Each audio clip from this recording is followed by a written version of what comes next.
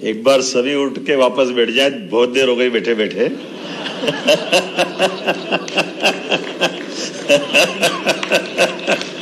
अब आराम से बैठ जाए। बोले भारत माता की, भारत माता की। मैं आज के लिए वास्तव में आज का अद्भुत दिन है और आजादी के बाद मध्य प्रदेश के गठन के साथ संयुक्त मध्य प्रदेश का ये विधानसभा का भवन है। एक तरह से हमारे प्रदेश की पंचायत का ये सबसे पवित्र स्थान, और ऐसे पवित्र स्थान पर किसान कल्याण वर्ष के माध्यम से अलग अलग विभागों को लेकर के सरकार के माध्यम से किसान कल्याण वर्ष की योजनाओं को किस प्रकार से सरकार हाथ में लेके आगे बढ़ रही, ताकि सच में किसान कल्याण वर्ष का लाभ किसानों के परिवार तक पहुंचे, लोगों के घरों तक पहुंचे। ऐसे अच्छे कार्यक्रम के लिए अभी बहुत सुंदर भाषण दिया माननीय प्रभारी श्रीमान डॉक्टर महेंद्र सिंह जी के लिए जोरदार अभिनंदन करें। आप उत्तर प्रदेश सरकार के वरिष्ठ मंत्री रहे, आपने सिंचाई से लेकर कई विभागों का सफलतापूर्वक अपने राज्य के अंदर उत्तर प्रदेश जैसे राज्य में अच्छा सा निर्वहन कराया, और तब से लगातार एमएलसी मेंबर भी हैं। वो हमारे भी संगठन के कर्ता के नाते से इतना अच्छा समय देते हैं कि हम अपने उनके उस प्रशासनिक क्षेत्र का लाभ लेने के लिए भी हम उनको स्मरण भी कर रहे हैं, और उनके भाषण से उनकी विद्वत्ता झलकती है। जोरदार अभिनंदन करें पुनः डॉक्टर महेंद्र सिंह जी के लिए। दोनों माननीय उप मुख्यमंत्री श्रीमान देवड़ा जी, शुक्ला जी, समूचा मंच और आप सब, समय की कमी है, वास्तव में एक एक करके हमने आज ये तय किया था कि हमारे मंच के भाषण न के बराबर होंगे, लेकिन सच में ये प्रबोधन का कार्यक्रम हमारे विभागों के माध्यम से किसान कल्याण वर्ष में क्या क्या हम कर रहे हैं और करा सकते हैं, इसकी जानकारी सबको होना चाहिए।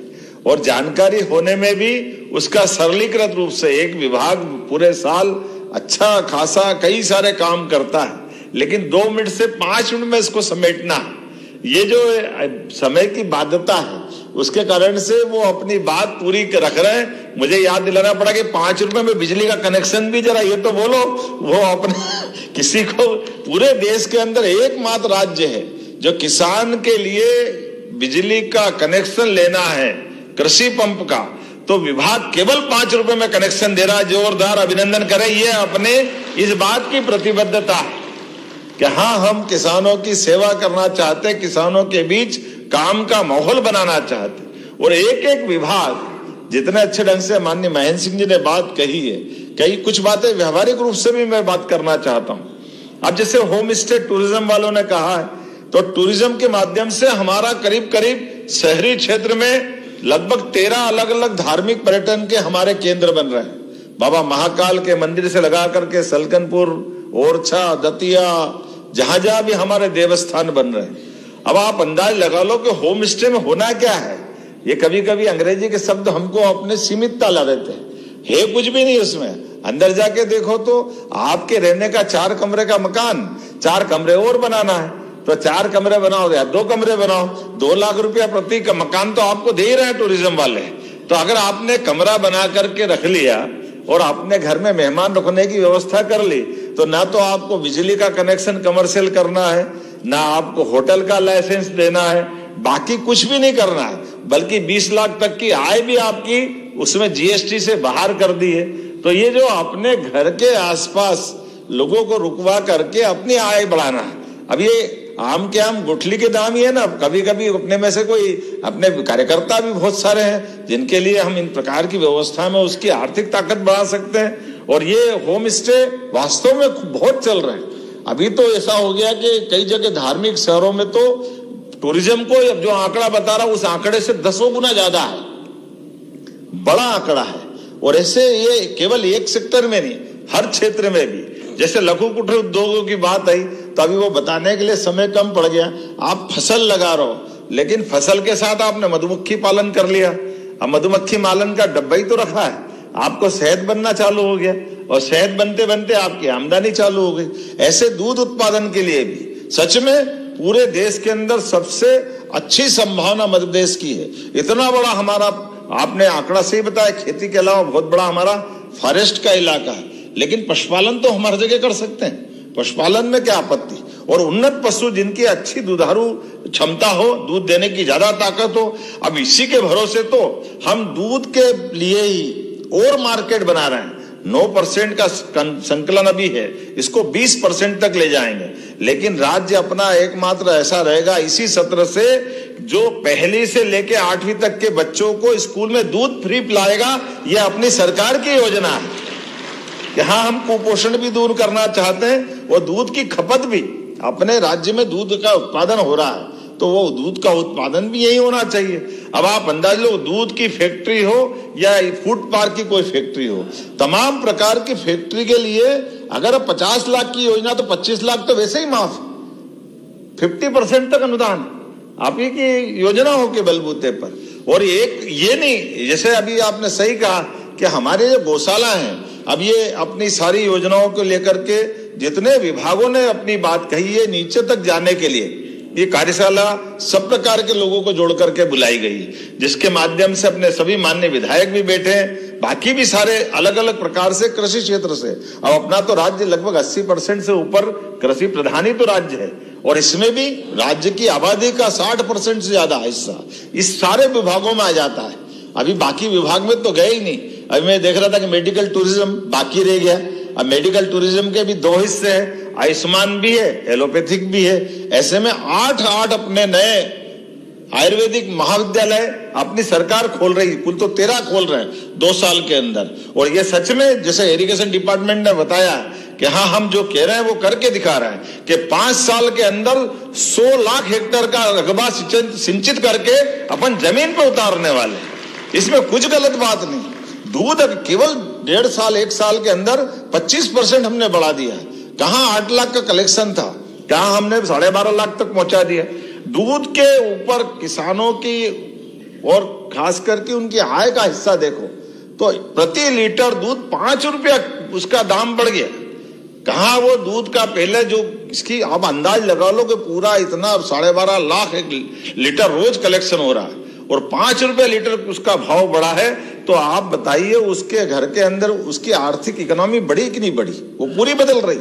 ऐसे सब क्षेत्रों के अंदर बात करें इतने प्रकार से। लेकिन अब हमको क्या करना है, ये तो हमने सुन लिया। हमारे स्तर पे क्या करना है, तो आपको अपने स्तर पे करना है। जैसे ये कुछ अंग्रेजी के शब्द अच्छे भी हैं, लेकिन बड़ी चुनौती भी रहती है। अभी तो हमने कहा कि भाई अब इसके सरलीकृत रूप से जो हो सकता है वो करो। जैसे वृंदावन गांव, अब वृंदावन गांव के अंदर अपनी गौशाला भी होना है जैसी कल्पना की गई है, तो गौशाला के लिए तय करें कि आसपास के किसी गांव में कोई नरवाई नहीं जलाए और सारा भूसा गौशाला में आ जाए। तो ये जो प्रबंधन कर रहे हैं कि हर हालत में उसके लिए ट्राली भी और उसका यंत्र भी, ये सब अपने पास से देने वाले हैं, ताकि आपकी गौशाला आत्मनिर्भर हो जाए और नरवाई जलने से बच जाए। क्योंकि हम ये कहें कि भाई बोलने के लिए नहीं, इसी साल अपने आप प्रबंधन कर दे। अभी गेहूं का सीजन चालू होने वाला, कटाई का कई जगह कट रहा होगा, तो तुरंत भूसा इकट्ठा करने का काम। और ये तो कल्पना अच्छी की गई, जितनी गौशाला है सबका भूसा अपने पास आ जाए। तो ये जो खास प्रैक्टिकली हम उतार के नीचे दे रहे हैं। फिर कृषि यंत्रों की किराने की दुकान, सरल भाषा में सहयोग नाम से आप सब प्रकार के कृषि यंत्र, अब 2 बीघा 4 बीघा 5 बीघा का खेत वाला है, वो बेचारा कहां से लाएगा यंत्र? तो आप अपने विधानसभा के क्षेत्र में ऐसे ही दुकानें खुलवाएं, उसमें हम मदद करेंगे, ताकि वो सामान अपने वहां से किराए पे, उसकी खेती बाड़ी छोटी मोटी वाला भी है, वो ट्रैक्टर से अपना यंत्र ले जाए और वापस ले आए। अब ये बहुत छोटे छोटे प्रयोग है, लेकिन इसके लिए भी हमको जागृति भी करना है। तो आप अपने विधानसभा क्षेत्र के अंदर 4-5 सम्मेलन कर सकते हैं, और 4-5 सम्मेलनों के लिए जो मदद चाहिएगी कृषि विभाग के माध्यम से हम वो भी कराने को तैयार हैं, ताकि हर एक विधानसभा के अंदर ये सकारात्मक माहौल बने। उसमें उद्यानिकी का हो, ताकि अच्छे प्रकार की उद्यानिकी कैसे हो सकती है, एग्रीकल्चर अच्छा कैसे हो सकता है, प्राकृतिक खेती अच्छी कैसे हो सकती है। और इसी में जैसे हम में से कोई अगर अपनी खेती के माध्यम से, कई सारे किसान जब अच्छे फलोत्पादन की बात करता है, अब तो वो कितना बड़ा बड़ा मुनाफा बता रहे हैं, ऐसे अच्छे किसानों को भी सम्मानित कर सकते हैं। अच्छे पशुपालकों का जिनका दूध का उत्पादन बहुत अच्छा है, या अच्छी नस्ल के जिनके पास जानवरों की अच्छी गौशाला है उनको भी आप बुलाकर सम्मानित कर सकते हैं। ऐसे सारे कामों को लेकर के तो मैं लगभग विधानसभा वार अगर बात करूं तो कृषि विभाग ने आपके 3, 4, 5 अच्छे कार्यक्रम करने के लिए प्रति विधानसभा 5 लाख रुपया अपने सरकार के माध्यम से प्रदेश भर में सभी के लिए उपलब्ध कराने का निर्णय किया है ताकि वो अच्छा सा आप अपना कार्यक्रम कर पाए। इसी प्रकार से गौशालाओं की बात मैंने पहले कर दी है। गौशालाओं के अलावा भी प्रत्येक अपने भविष्य के होने वाले त्योहारों की बात करें तो ये जो अपने खासकर अभी अपने खुद के मकान की भी और खेत की भी सोलर लाइट अपन लाएं, सोलर से अपनी बिजली की उपलब्धता पर्याप्त लाएं और साथ साथ ये जो कृषि और ग्रामीण खासकर लघु कुटीर उद्योग वाले ऐसे कई छोटे छोटे रोजगार के बहुत सारे चीजें हैं। तो उम्मीद करेंगे आने वाले समय में जिला कलेक्टरों के माध्यम से भी सभी प्रकार के इन 16-17 विभागों के लाभ नीचे तक कैसे उतार सकते, इसलिए स्वस्थ प्रतिस्पर्धा भी जिला वाइज भी करने वाले हैं ताकि ये पूरे कामों को अपनी विधानसभा वार और जिला वार भी हम नीचे तक लगभग ये मान के चल रहा है कि क्योंकि हमारा ये जो वर्ष है वैसे तो कृषि कल्याण वर्ष 2026 हमने कहा है, लेकिन सच में हमारी ये मार्च से मार्च तक की योजना है, इसलिए पूरा बजट आपको इस मार्च से अगले साल मार्च तक का, इसको ऐसा मान सकते हैं कि विक्रम संवत 2019 अपने 2083 लगने वाला 19 मार्च से वो अपने लिए ये गुड़ी पड़वा से गुड़ी पड़वा तक का। तो हम सब इस नए साल में किसान कल्याण वर्ष को बहुत अच्छे से मनाएं, ये भावना व्यक्त करते हुए मेरी बात समाप्त करता हूं। इस पूरे आयोजन के लिए सच में अपने सारे मित्रों का मैं आभार मानता हूं। विभाग के अधिकारियों ने भी बहुत मेहनत की, जोरदार तालियां इनके लिए भी बजा दें। और आप सब जितने भी जहां से आए, आपने पूरे दिन शांति पूर्वक इस कार्यक्रम का हिस्सा बन के आनंद लिया। आप सबको शुभकामना, बधाई, बहुत बहुत धन्यवाद।